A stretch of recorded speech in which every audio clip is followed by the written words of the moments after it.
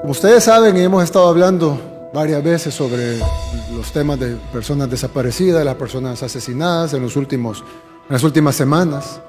Ahora hay un enfoque distinto, en vista que hemos tenido una reducción histórica en la cantidad de homicidios y en la cantidad de desaparecidos y en la cantidad básicamente de todos los crímenes violentos. Pues ahora tenemos más capacidad para poder investigar cada uno de estos homicidios y cada uno de estos desaparecimientos, porque le llegaban a la policía en aquel tiempo o a la fiscalía en aquel tiempo, o ambos, y le llegaban y le decían, bueno, ayer hubo 40 homicidios y hubo 40 reportes de desaparecidos, amén de las extorsiones, secuestros, violaciones, etc. Entonces, en lo que están levantando los expedientes, pasa el día, hay otros 40 homicidios y otros 40 desaparecidos. La gran reducción que ha habido, que ha sido de un 80% más o menos en los últimos años, yo les decía que comparando 2018, que fue el último año que gobernó la administración anterior, comparado con 2019, que gobernamos nosotros la mitad, hubo una gran reducción precisamente porque en la segunda mitad ya estaba implementado el Plan Control Territorial. Y luego, el 2020, ya no competía con un año de la administración anterior, sino que competía con un año que se comprendía de medio año de la administración anterior y medio año de nuestra propia administración, es decir, competíamos con medio año nuestro. Sin embargo, logramos una reducción significativa, casi de un 40%, arriba de un 40%, sobre el 2019, que ya de por sí había tenido una reducción significativa sobre el 2018. Entonces ahora 2021, tenemos el reto de ganarle a un año completo nuestro, full implementado en su primera fase, el Plan Control Territorial, y con cuarentena. Entonces, que el 2021 le gane al 2020 es mucho más difícil. Pero se abre una oportunidad en el sentido de que, como ya no tenemos 30, 40 homicidios diarios, sino 3, sí podemos investigar 3 homicidios. Ahora con el Centro de Investigación Forense vamos a tener ADN, huellas digitales, balística, etcétera, para saber esta huella digital de quién es, este ADN de quién es, esta casquillo es de qué pistola, quién era el dueño de esa pistola, etcétera. Y por lo tanto va a haber más todas las técnicas nuevas de inteligencia. Con eso vamos a poder investigar mejor cada uno de los delitos. La sociedad salvadoreña está evolucionando también y ustedes lo pueden ver. Como antes habían 20, 30 homicidios diarios, un número similar de reportes de desaparecidos, y la población sí se escandalizaba, pero se escandalizaba por la cifra. No veíamos 30 reportes diarios de personas porque era imposible tener 30 noticias diarias. La noticia era 30 homicidios. Ahora que son 3, la noticia es asesinan a tal persona, asesinaron a tal persona y asesinaron a tal persona. Y la población salvadoreña empieza a reclamar, hay que proteger a esta persona, o cuanto mínimo hay que encontrar a quién asesinó a esta persona, que pague por lo que hizo.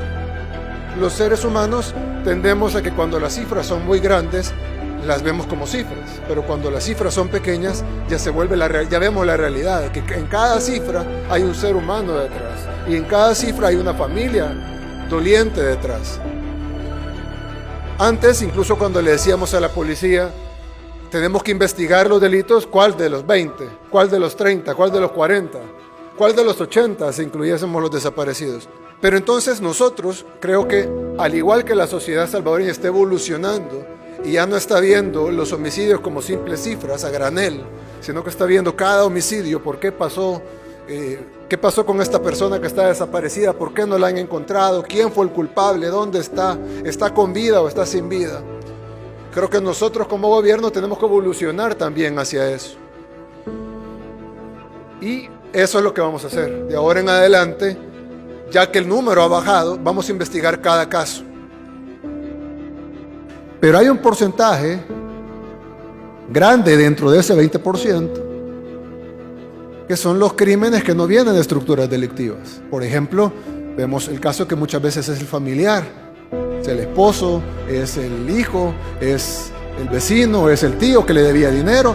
Incluso vimos hace poco el caso de una persona que asesinó una familia completa para cobrar una herencia.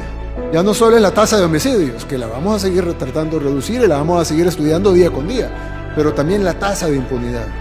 Es decir, ok, esto pasó, no lo logramos evitar, pero ¿quién fue? ¿Y cómo logramos no solo perfilarlo y encontrarlo y capturarlo, sino tener las suficientes pruebas para que el caso no se caiga en el juzgado? sino que esa persona se condene y vaya a pasar el resto de su vida a la cárcel. Para eso vamos a necesitar capacitaciones, el Centro de Investigación Forense, fortalecer ese departamento de la policía, esa subdirección de la policía, nuevas leyes, recursos, y gracias a Dios con la nueva asamblea vamos a tener los recursos que necesitamos y vamos a tener la nueva legislación que necesitamos. Pero también necesitamos que todo esto tenga en su manejo una nueva visión. Es por eso que he decidido este día de que el nuevo ministro de Seguridad será Gustavo Villatoro, quien me acompaña aquí a mi derecha.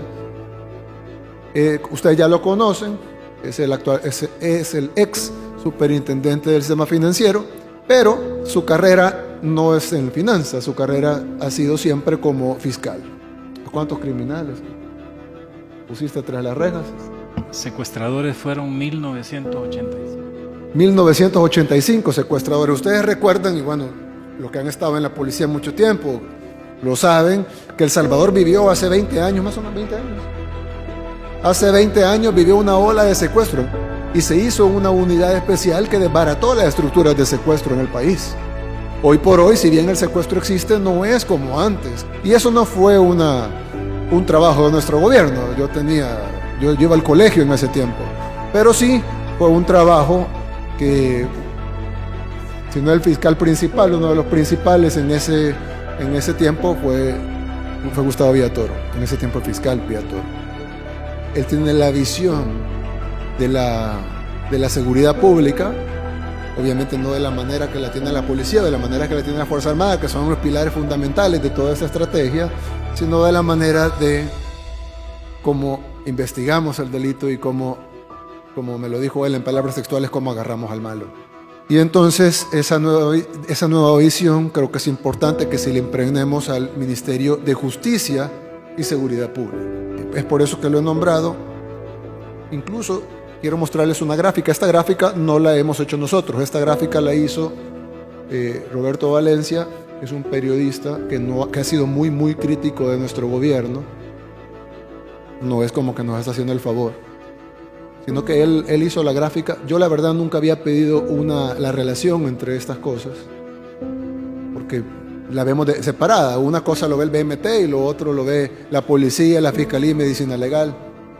Pero estaba viendo en el reportaje que él publicó, y de hecho lo publicó hoy en la tarde, que la cantidad de homicidios en el 2018 superaba por mucho la cantidad de accidentes de tránsito. La línea dorada es la línea de homicidios y la línea gris o blanca es la línea de muertos por accidentes de tránsito. Es que los accidentes de tránsito por primera vez en la historia nos causarían más salvadoreños muertos que los homicidios. Salta a la vista, es decir, no es algo usual, nunca ha pasado en la historia del país, que en el país que era considerado la capital de los homicidios hace un par de años, ahora los homicidios están por debajo de los accidentes de tránsito. Eso nos dice dos cosas. Uno, que tenemos que trabajar en la reducción de accidentes de tránsito, y hay muchas cosas que podemos implementar para hacer eso, pero también nos dice que esa línea de homicidios que ha estado constantemente a la baja, si ustedes ven ya la comparación 2020-2021, ya nos quedamos atascados. Ahora nos toca cambiar la estrategia para reducir la tasa de impunidad y que la persona así como esa persona que asesinó una familia por cobrar su herencia, o así como el hombre que cometió un feminicidio y asesinó a su pareja, se lo piensen 10 veces porque sepan de que los vamos a encontrar y que vamos a hacer los que pasen el resto de su vida en la cárcel. Tenemos un buen equipo de trabajo. Vamos a poner acá toda la experiencia ganada en estos tiempos. Como ustedes saben, también el delito de secuestro pues, se logró erradicar por eso, porque digamos que los números en aquel momento eran 85% de impunidad contra 15% de efectividad. Al final del esfuerzo era al revés, el 15% de impunidad y el 85% que sí o sí le llegaba a la justicia, le llegaba a la autoridad y ese sujeto iba condenado a la prisión. humildemente pongo toda mi experiencia en esto.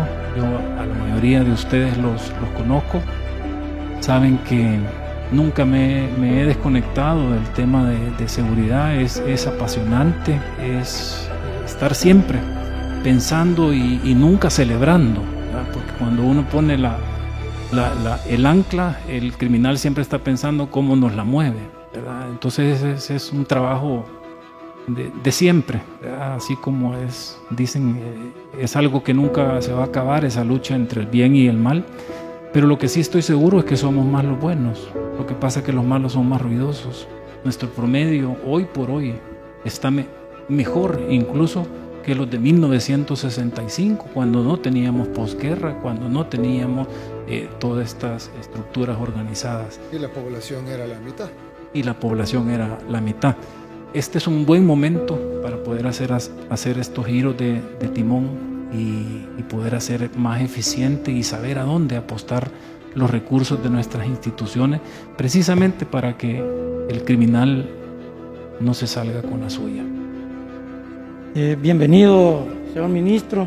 Es para nosotros un honor que usted se integre a este equipo de trabajo. Hemos estado trabajando durante estos 21 meses en diferentes áreas en las cuales usted ha colaborado mucho. De igual manera, expresar que cuenta con toda la colaboración de nosotros para poder ejecutar, para poder llevar a cabo esa visión que usted tiene, todo en beneficio de la población salvadoreña, en beneficio para que nuestro país pueda lograr esa tan ansiada paz y que pueda ser un país con mayor desarrollo. Señor Ministro de Seguridad Pública y Justicia, bienvenido, licenciado Gustavo Villatoro. Nosotros lo conocemos a usted, sabemos su legado dentro de la trayectoria institucional, así es que le damos la bienvenida y ofrecerle toda nuestra cooperación, apoyo, para que los resultados se den en base a esa visión que ya lo mencionó el señor Presidente de la República. Así es que bienvenidos y aquí estamos para servirle y apoyarlo. Tenemos un recurso humano que se ha tecnificado y se ha mejorado grandemente en este tiempo. Tenemos un recurso tecnológico nuevo que está casi ya listo, como el caso del Centro de Investigación Forense, y otro que lo bloqueó la Asamblea el año pasado, a principios del año pasado, pero que lo desbloqueará la nueva Asamblea, que incluso podrá hacer más. Todo lo que necesitemos para combatir el crimen va a estar disponible. Y como hablaba con el ministro Villatoro, la nueva legislación que también se necesita.